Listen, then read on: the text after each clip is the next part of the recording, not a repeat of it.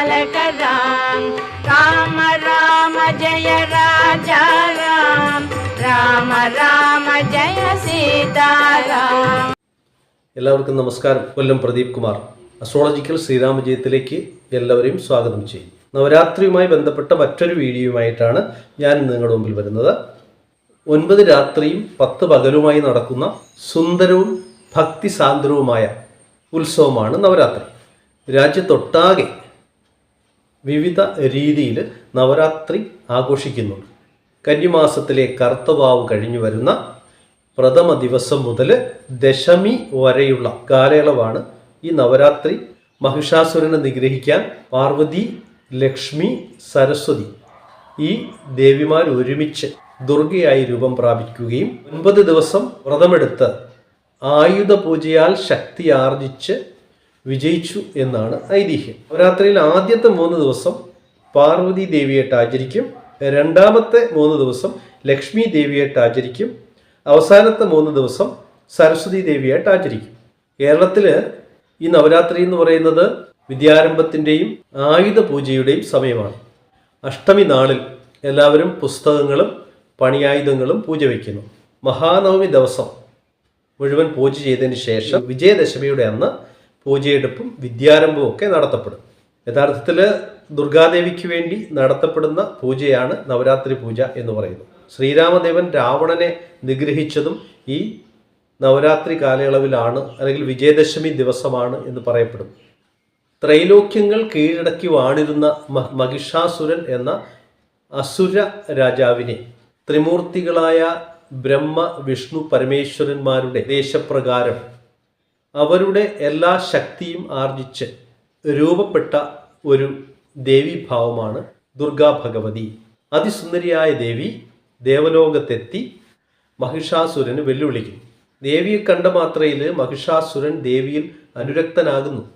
തന്നെ പരാജയപ്പെടുത്താൻ കഴിവുള്ള ആളിൻ്റെ ഭാര്യയാകാനാണ് തനിക്ക് ആഗ്രഹമെന്ന് ദേവി പറയുന്നു. ഉടൻ തന്നെ ഇരുവരും യുദ്ധം ആരംഭിക്കുന്നു. യുദ്ധത്തിനെത്തിയ മഹിഷാസുരൻ്റെ മന്ത്രിമാരെയെല്ലാം ദേവി ഓരോന്നായി വധിച്ചു. ഒടുവിൽ മഹിഷാസുരൻ തന്നെ നേരിട്ടെത്തി മഹിഷാസുരനെയും വധിച്ചു. മഹിഷാസുരനെ വിഷ്ണു ചക്രം കൊണ്ട് മഹിഷാസുരൻ്റെ ഖണ്ഡം ഛേദിച്ചു. അങ്ങനെ ദുർഗാദേവി മഹിഷാസുരനെ വധിച്ച ദിവസമാണ് വിജയദശമിയായിട്ട് ആചരിക്കപ്പെടുന്നത്. അതിനാൽ തന്നെ ജീവിത വിജയത്തിന് ഉതകുന്ന പല വിധത്തിലുള്ള പ്രവർത്തനങ്ങളും ഈ വിജയദശമിയുടെ അന്ന് ആരംഭിക്കുന്ന ഒരു രീതി ഭാരതം മുഴുവൻ നിലനിൽക്കും. അഷ്ടമി ദിനത്തിൽ വിദ്യാർത്ഥികൾ പുസ്തകങ്ങളും പഠനോപകരണങ്ങളും, സംഗീതജ്ഞര് സംഗീത ഉപകരണങ്ങൾ, മറ്റു മേഖലയിൽ തൊഴിലെടുക്കുന്നവർ അവരുടെ പണിയായുധങ്ങൾ, സാഹിത്യകാരന്മാർ പുസ്തകങ്ങൾ, പേന, ഇവകൾ ഒക്കെ ഈ അഷ്ടമിയുടെ അന്ന് പൂജ വയ്ക്കും. പൂജ വെച്ചാൽ നവരാത്രിയുടെ അന്ന് മുഴുവനായും പൂജ, അല്ലെങ്കിൽ പൂർണ്ണമായും പൂജ നടക്കും. അതിനുശേഷം വിജയദശമിയുടെ അന്ന് രാവിലെ വീണ്ടും പൂജ ചെയ്തതിന് ശേഷം ഇവയൊക്കെ പൂജയെടുക്കും. ഈ സമയം തന്നെയാണ് വിദ്യാരംഭ ദിനമായിട്ടും പുതിയ സംരംഭങ്ങൾ ആരംഭിക്കുന്നതിനുമായിട്ടും നമ്മൾ തിരഞ്ഞെടുക്കുന്നത്. വീടുകളിൽ ഈ നവരാത്രി പൂജകൾ ആചരിക്കപ്പെടുന്നുണ്ട്. അത് ഓരോ സ്ഥലങ്ങളിലും ഓരോ വിധത്തിലായിരിക്കും. എന്തു തന്നെയാണെങ്കിലും ഇതിൻ്റെ ഉദ്ദേശം ദേവീ പ്രീതിയാണ്. സന്തോഷവും സമൃദ്ധവുമായ ജീവിതം നയിക്കുന്നതിന് വേണ്ടിയുള്ള സാഹചര്യം ലഭ്യമാക്കണം എന്ന് പ്രാർത്ഥിക്കുന്നതിന് വേണ്ടി ഈ വ്രതം ആചരിക്കപ്പെടും, അല്ലെങ്കിൽ ഈ പൂജ നമ്മൾ ചെയ്യപ്പെടും. നവരാത്രിയുടെ വിവിധ ദിവസങ്ങളിൽ ഈ ദുർഗയുടെ 9 രൂപങ്ങളെ നമ്മൾ ആചരിക്കുന്നു.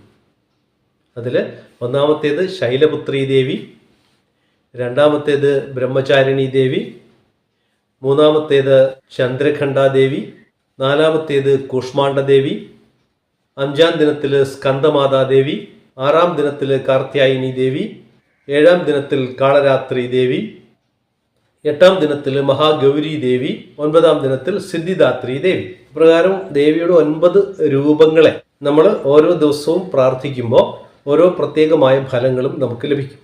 ദുർഗാപൂജയ്ക്ക് ഏറ്റവും ഉത്തമമായ സമയം ഈ നവരാത്രി ദിനങ്ങളാണ്.